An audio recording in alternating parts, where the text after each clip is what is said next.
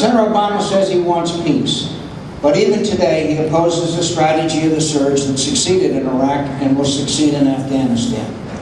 My friends, no rational person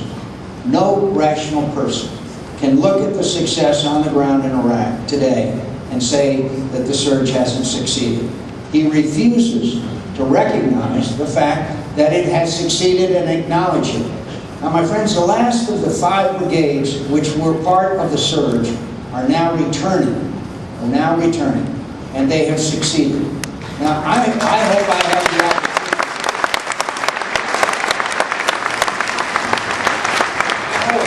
I hope that I have the opportunity to say thanks to those brave Americans, because, and I also want to congratulate them on their success. My friends, how do you greet them and say, hey, nice work, but you didn't win? How do you do that? My friends, they succeeded in Iraq, and we are winning the war in Iraq, and they will come home,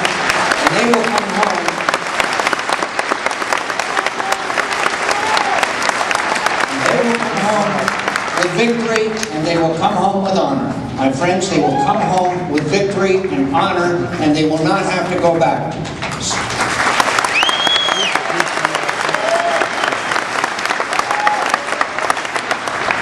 Friends, I conclude by saying to you, in war and in peace, I've always been an imperfect servant of my country. But I've been her servant first, last, and always. Whenever I've faced an important choice between my country's interest and my own interest, party politics, or any special interest, I chose my country.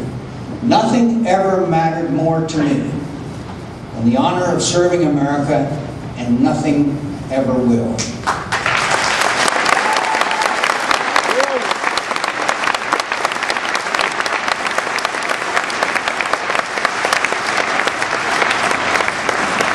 If you elect me President of the United States, I want to assure you of one thing, my friends, that I will always, always, always put my country first. My friends, America wants people who will put their country first. I will stand for you, and we will disagree.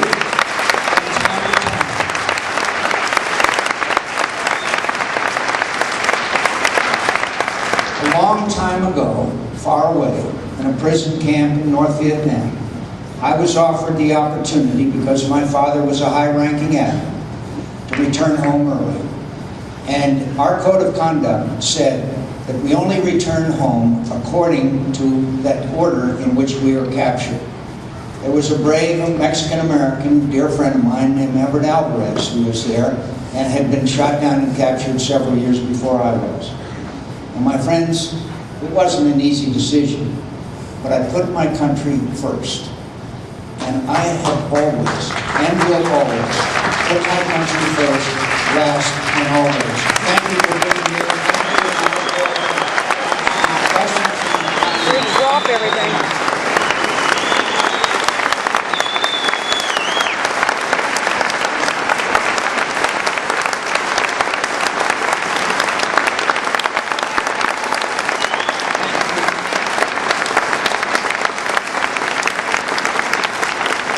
Thank you, my friends.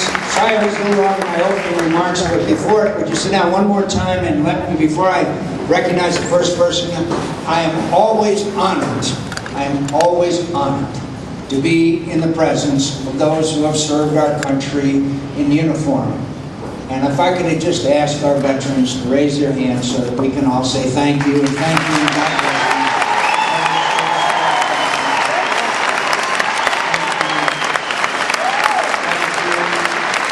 Long way in the back.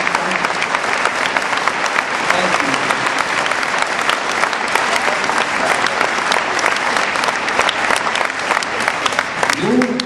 You and your comrades are a constant motivation to me to do the right thing.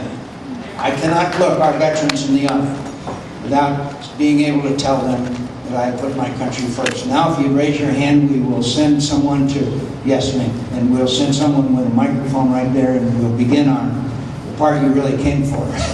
Yes. The microphone is brought to you by the Democratic National Party.